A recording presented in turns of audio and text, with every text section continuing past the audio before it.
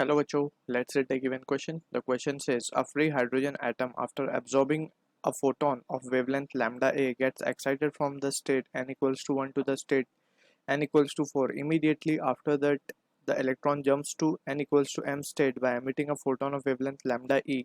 Let the change in momentum of atom due to the absorption and the emission are delta Pa and delta Pe respectively. If lambda a upon lambda a is 1 by 5, which of the option is or are correct?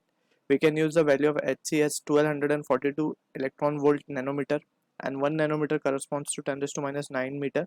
H and C are Planck's constant and speed of light respectively. Option A given a lambda E is equals to 418 nanometer. Option B, the ratio of kinetic energy of the electron in the state n equals to m to state n equals to 1 is 1 by 4. Option C, m equals to 2. Option D, given a delta Pa upon delta Pe is 1 by 2. So for this question, the key concept we need to understand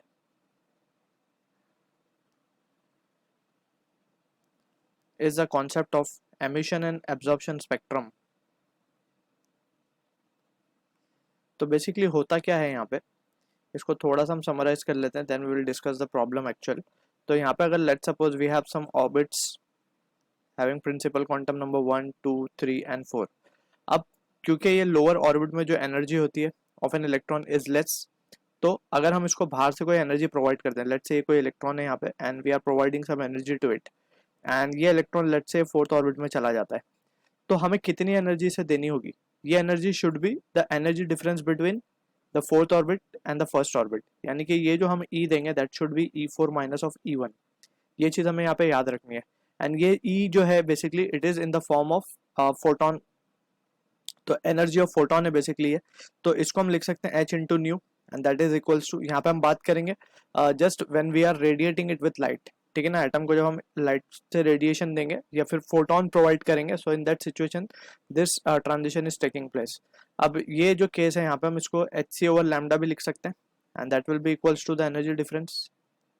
अब ये तो बात हो गई absorption की, इसने ये photon को एब्जॉर्ब किया और ये हायर एनर्जी पे चला गया. अब हायर एनर्जी से जब ये लोअर एनर्जी पे कूदेगा, अगर लेट से 4 से 1 पे ही वापस ये जंप कर रहा है, so it will B radiating the same amount of energy E, right, जो कि एनर्जी डिफरेंस के बराबर होगी E4 माइनस E1. तो ये चीज़ें हमें बेसिक अंडरस्टैंडिंग होनी चाहिए यहाँ पे. Also we have studied H over lambda, since it is an electron and जो भी पार्टिकल बेसिकली मोशन में है, so it is associated with a wave, and उसकी wavelength is given by de Broglie's wavelength, right, that is H by P. तो यहाँ पे H by lambda को हम क्या लिख सकते हैं? P, and that this expression also we need to keep in mind for this particular question. H by lambda is P and C को हमने यहाँ बेच के डिवाइड कर दिया. सो इस तरीके से हम मोमेंटम भी कैलकुलेट कर सकते हैं. So from this basic understanding we can begin with the question part. हमें बोला क्या गया? हमें बोला गया एक फ्री हाइड्रोजन एटम है, after absorbing a photon of wavelength lambda A. Let suppose ये हम कुछ ऑर्बिट्स बना लेते हैं इस तरीके से. ठीक है, हमसे क्या बोला गया? ये n इक्वल्स टू 1 से कुछ n इक्वल्स टू 1 है बेसिकली, ये 1 2 3 4. ठीक है, अब इसने क्या किया है? Get excited to n equals to from the state n equals to 1 to n equals to 4, यानी कि यहाँ से कोई इलेक्ट्रॉन था, हमने इसको कुछ एनर्जी प्रोवाइड की वेवलेंथ लैम्डा ए के करस्पॉन्डिंग, तो ये कहाँ चला गया? फोर्थ में चला गया. ठीक है, अब उसके बाद बोला गया immediately after the electron jumps to n equals to m. अब ये कहाँ पे जंप कर रहा है? Either it can jump to 3 और इट कैन जंप टू 4. अभी हमें पता नहीं exactly where it is jumping, तो इसमें क्वेश्चन में मेंशन है कि ये let's say n equals to m orbit पे जंप कर गया. ठीक है, और इसने कितनी वेवलेंथ एमिट की? इसने एमिट की लैम्डा ई के बराबर. ठीक है, अगर ये वापस से 1 पे जंप करता तो लैम्डा ए ही इसको एमिट करनी थी, बट ये कहीं और जंप किया तो इसने कुछ और वेवलेंथ एमिट की है. Let the change in momentum of atom of the absorption and emission के बारे में हमें दिया है रेस्पेक्टिवली. इफ ये रेशियो में गिवन और we have to find which of the option is correct. तो अब हम प्रोसीड करते हैं. सबसे पहले तो हम एब्जॉर्प्शन की बात कर लेते हैं. सो एब्जॉर्प्शन में क्या हो रहा है basically? E4 minus of E1, right. दोनों के एनर्जी डिफरेंस के बराबर क्या लिखा जाएगा? Hc ओवर लैम्डा ए, क्योंकि हमने एब्जॉर्प्शन करवाया है अभी इसका. ठीक है, उसके बाद एंड Hc ओवर लैम्डा ई, ये आएगा E4 माइनस ऑफ Em. वो mth ऑर्बिट जो होगी वहां पे एनर्जी हम मान रहे हैं Em. तो ये इन दोनों का डिफरेंस के बराबर होगा एंड दिस इज ई, ठीक है ना। तो ये चीज यहाँ पे हमें दो इक्वेशन मिल चुकी है। अब हमें फोटोन का रेशियो भी चाहिए बेसिकली, तो हम यहाँ से क्या लिख सकते हैं, delta P A will be equals to E four minus E C by one by C लिख देंगे इसको, एंड इसको यहाँ पे लिख सकते हैं delta P E will be equals to E four minus E M by C, ठीक है। अब इन दोनों का अगर मैं रेशियो ले लूँ delta P A upon delta P E, तो ये क्या आ जाएगा, हम देख सकते हैं E four minus E one upon E four minus E M, right. अब हम वैल्यू सब्सटीट्यूट कर सकते हैं यहाँ पे, और better what we will do is, इससे पहले हम एक चीज कर लेते हैं, पहले we will try to calculate the value of M. तो ये जो इक्वेशन है इससे हम क्या करते हैं, इन दोनों इक्वेशंस को डिवाइड कर देते हैं आपस में, ये इक्वेशन और ये इक्वेशन को, ठीक है। जब हम इसको डिवाइड करेंगे तो हमारे पास आ जाएगा लैम्डा ए अपॉन लैम्डा ई, ये वैल्यू क्योंकि हमें गिवन है इसीलिए हम इसको यूज कर रहे हैं यहाँ पे, दैट इज 1/5 गिवन है हमें, that will be equals to, ठीक है ना। तो हमने एक्चुअली क्या किया, 2/1 कर दिया इसको, अगर मैं इक्वेशन 1 बोल दूँ, इसको अगर मैं इक्वेशन 2 बोल दूँ, तो 2/1 हमने कर दिया, तो we are getting this value. तो यहाँ पे ये आ जाएगा हमारे पास E four minus E M divided by E four minus of E one. अब हमें एनर्जी के बारे में पता है, we can calculate the value of energy, यहाँ पे हम लिख देते हैं साइड में, एनर्जी ऑफ nth ऑर्बिट हम किस तरीके से निकालते हैं, it is given by the expression -13.6 z square upon n square and electron volt में। सो ये एक्सप्रेशन आता है किसी भी ऑर्बिट के इलेक्ट्रॉन की एनर्जी निकालने का, ठीक है।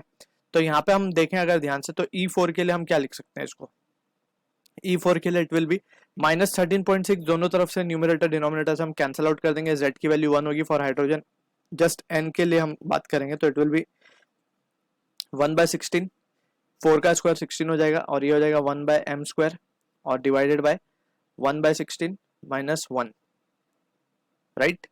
अब यहाँ पे अगर हम इसको फर्दर सॉल्व कर लें तो वी कैन से ये होगा 1/5 इक्वल्स टू, इसको क्रॉस मल्टीप्लाई हम कर सकते हैं, तो m square minus 1/16 m square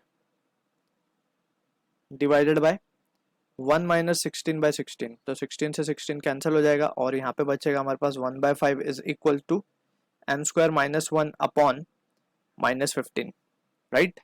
अब इसको सॉल्व कर लेते हैं, -15 is equal to 5m square minus of 5, ठीक है। एंड प्रिसाइजली यहाँ पे थोड़ी मिस्टेक हो गई, ये माइनस साइन भी है यहाँ पे, वी हैव इग्नोर्ड दैट, तो यहाँ पे माइनस, ये प्लस हो जाएगा, एंड ये माइनस और ये प्लस हो जाएगा, तो यहाँ पे ये बचेगा हमारे पास। तो इसको हम लिख सकते हैं इस तरीके से, लिख देंगे हम इसको -m square plus 16/16 m square divided by 15/16 हो जाएगा, ठीक है। तो 16 से 16 ये कैंसिल, यहाँ पे यही बचेगा सिर्फ, एंड यहाँ बचेगा -m स्क्वायर प्लस 16, ठीक है। अब इसको सॉल्व करने पे we can have -5m square and that is equals to +80, clear. तो 5m स्क्वायर की वैल्यू क्या आ जाएगी, 5m square will be equals to 65, and यहाँ पे we have miss m square, तो यहाँ पे m स्क्वायर भी साथ आ जाएगा।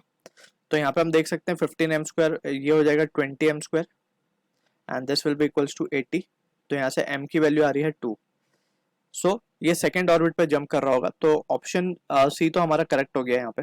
अब हम फाइंड कर सकते हैं delta P A upon delta PE, so we can write now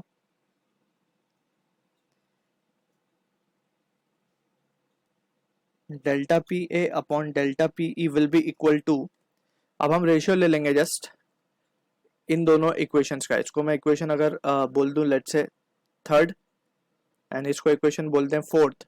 so delta P A upon delta P यानी कि 3/4 कर रहे हैं हम बेसिकली, तो third equation divide by fourth, तो we are getting the result as E4 minus E1 upon E4 minus of EM, clear. अब यहाँ पे हमें वैल्यूज पता है, E4 को हम डायरेक्टली क्या लिखेंगे, -1/16, ठीक है, plus 1 divided by -1/16 minus 1/m square, m square हमें 4, एक्चुअली हमें m2 मिल गया, तो m स्क्वायर क्या हो जाएगा 4 हो जाएगा, राइट, और ये आ जाएगा प्लस में। अब इसको सॉल्व कर लेंगे तो we can say 16 -1/16 divided by 16 -4/64। Clear? तो ऊपर वैल्यू आ जाएगी हमारे पास 15 divided by into 4 divided by 12, क्योंकि हम देख सकते हैं 16 1 जा 16 4 जा 4 ऊपर चला जाएगा, तो ये वैल्यू आ रही है। तो 4 1 जा 4 3 जा, क्लियर, 3 5 जा, तो ये वैल्यू आ गई हमारे पास 5। Delta P A upon delta P ई की वैल्यू क्या आ रही है? 5 आ रही है। तो यहाँ से अगर हम देखें, it is given as 1/2, delta P A upon delta P E 1/2 given है, हमें आ रही है ये 5, तो which is incorrect, right? So ये डिस्कार्ड कर देंगे ऑप्शन। अब हम चेक कर लेते हैं वेदर द एमिशन जो है, बेसिकली ऑप्शन ए को हम चेक करते हैं कि whether we are getting the emission wavelength as 418 nanometer. So from equation 2 we can use, from equation 2 हमें जो वैल्यू मिली थी वो मिली थी hc over lambda E and that is equals to E4 minus of EM, यही मिली थी। अब यहाँ पे वैल्यू सब्स्टिट्यूट करेंगे तो ये आ जाएगा हमारे पास, इसको हम लिख सकते हैं -13.6 डिवाइड बाय 16, ये प्लस हो जाएगा 13.6, एम स्क्वायर मीन्स 4 हो जाएगा। क्लियर है? ठीक है ना, क्योंकि M2 मिल चुका है हमें, तो ये वैल्यू आ गई यहाँ पे। HC हमें गिवन है, बेसिकली HC हमें गिवन है 1242 इलेक्ट्रॉन वोल्ट नैनोमीटर में गिवन है, डिवाइडेड बाय लैम्डा ई कर देंगे। अब इसको सॉल्व कर लेते हैं जस्ट। सो यहाँ से हम लिख सकते हैं 1242 by lambda E and that will be equals to 13.6, यहाँ बचेगा -1/16, यहाँ बचेगा +1/4, तो यहाँ पे भी अगर हम 16 कर दें तो 4/16, 4 - 1 विल बी 3, 3/16 हो जाएगा ये, right, and this will be the value. तो यहाँ से लैम्डा ई की वैल्यू क्या आ जाएगी? Lambda E will comes out to be 16 into 1242 divide by 3 into 1.13.6, so ये वैल्यू आएगी हमारे पास 487.06 नैनोमीटर। तो अगर हम ऑप्शंस को देखें तो इसमें 418 बोला गया, so this option can also be discarded, right. Option B को अब हमें चेक करना है। तो ऑप्शन बी में रेशियो ऑफ काइनेटिक एनर्जी हमसे पूछा गया है in the state n equals to m to n equals to 1। तो अगर हम देखें काइनेटिक एनर्जी की अगर हम बात करें तो सबसे पहले तो हमें ये रेशियो जो प्रोपोर्शनैलिटी है regarding kinetic energy that we need to keep in mind. तो kinetic energy basically is directly proportional to z square and is inversely proportional to n square. तो ये रिजल्ट हमें डायरेक्टली याद रखना है। सो यहाँ पे हम बोल सकते हैं काइनेटिक एनर्जी हमसे कहाँ कहाँ से रेशियो पूछा है? n इक्वल्स टू m से n इक्वल्स टू 1 की, ठीक है ना। तो kinetic energy of n equals to m and kinetic energy of n equals to 1। So this can be written as, क्योंकि दोनों ही हाइड्रोजन एटम है तो z की वैल्यू तो 1 ही होगी बेसिकली, तो z को नहीं लिखते हम यहाँ पे। तो n से ये इनवर्स रिलेशन में, तो n इक्वल्स टू 1 और n इक्वल्स टू m, ठीक है ना, इसका स्क्वायर कर देंगे हम, ठीक है। तो फाइनली इसका रेशियो हम देख सकते हैं, it will be equals to m, तो हमें 2 मिल चुका है, राइट। तो इसको हम करेंगे 1 के लिए 1 का स्क्वायर और ये 2 का स्क्वायर, तो it will B 1/4। So this is the answer, जो कि अगर हम देखें तो ऑप्शन बी भी हमारा करेक्ट आंसर है फॉर दिस।